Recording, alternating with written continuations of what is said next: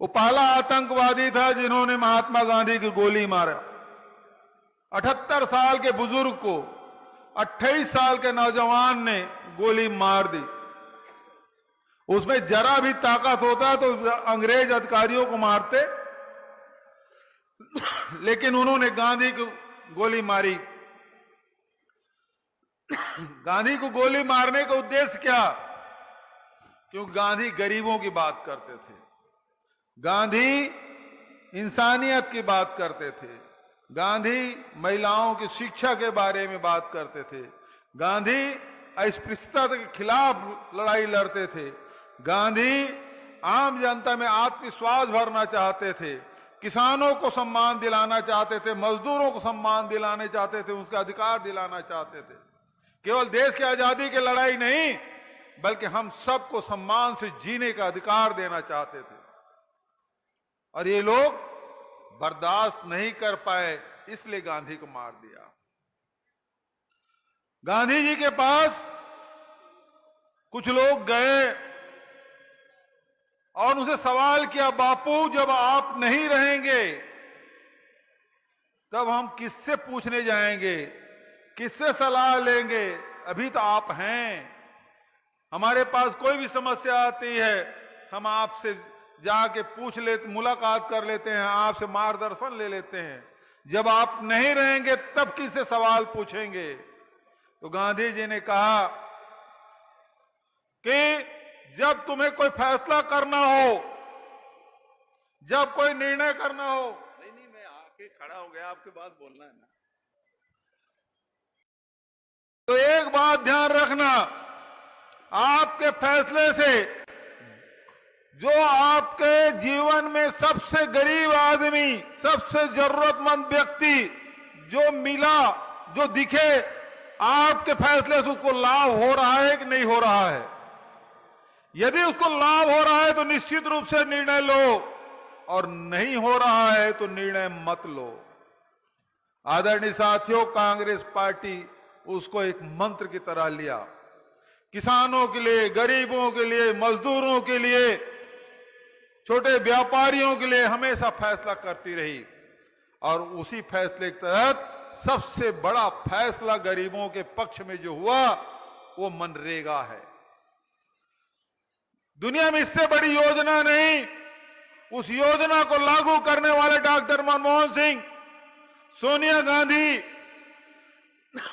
जिन्होंने इस योजना को लागू किया, और करोड़ों करोड़ लोग जो गरीबी रेखा के नीचे जीवन यापन करते थे, जो सहाय थे, उनको संबल देने का काम, एक आत्मविश्वास लोगों में भरा कि हां, सरकार हमारे साथ है, सरकार हमें 100 दिन का रोजगार दे रही है, सरकार हमें आत्मसम्मान के साथ जीने का अधिकार दे रही है। लेकिन दुर्भाग्य, आज जो प्रधानमंत्री हैं, वो जब आंख बंद करते हैं तो देश के गरीब दिखाई नहीं देता, देश के शोषित पीड़ित लोग दिखाई नहीं देते। वो जब प्रधानमंत्री जी जब आंख बंद करते हैं, केवल 2 लोग दिखाई देते हैं, एक अडानी और दूसरा अंबानी। आपने देखा पूरे देश के धन को, देश की संपत्ति को अडानी और अंबानी के नाम कर दिया है। और आज देश में किसानों को मारने का काम, छोटे व्यापारियों को कमर तोड़ने का काम और गरीबों से निवाला छीनने का काम कोई कर रहा है, ये भारतीय जनता पार्टी केंद्र में बैठी सरकार कर रही है। इसके खिलाफ लड़ाई लड़ना है।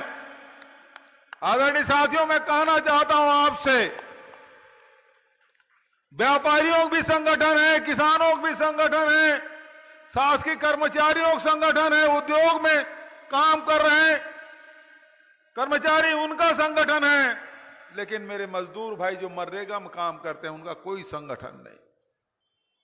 ऐसे में आदरणीय राहुल जी और खड़गे जी ने कहा, इन गरीबों के हक छीना जा रहा है, इनके लिए कोई लड़ने वाला नहीं है, इनकी लड़ाई कांग्रेस पार्टी लड़ेगी और इनका हक दिला के रहेगी। ये बात हमको हमारे नेता राहुल जी और खड़गे जी ने कहा। और आज पंजाब में देख लीजिए पूरे स्टेट लीडरशिप आपके सामने बैठी हुई है और सबसे मजबूती से लड़ने का काम पंजाब कांग्रेस कमेटी और हमारे विधायक दल के नेता, ये सब विधायक साथी सब लोग कर रहे हैं। मैं बधाई देना चाहता हूं कि गरीबों की लड़ाई, महिलाओं की लड़ाई, मजदूरों की लड़ाई प्रदेश कांग्रेस कमेटी पंजाब के हमारे कांग्रेस के नेता कर रहे हैं। मैं बधाई देता हूं और आपसे मैं कहना चाहता हूं कि जिस प्रकार से किसानों के खिलाफ 3 काले कानून लाए थे, मोदी जी को वापस करना पड़ा और आप सब साथ दें, लड़ाई इसी प्रकार से जारी रहे तो एक दिन इस काले कानून को भी वापस लेना पड़ेगा। जो मनरेगा ये खत्म करना चाहते हैं उसे वापस लेना पड़ेगा और नहीं किए तो आपसे मैं कहना चाहता हूं कि 2027 में पंजाब में कांग्रेस की सरकार बनेगी, 2029 में दिल्ली में कांग्रेस की सरकार बनेगी, आदरणीय राहुल जी प्रधानमंत्री बनेंगे और मनरेगा कानून फिर से हम लागू करेंगे और आज जो मजदूरी मिल रही है तो 1.5 मजदूरी देंगे। मैं आपसे ये वादा कर रहा हूं। बहुत ज्यादा और न कहते हुए मैं कामिल जी को बहुत बधाई देता हूं।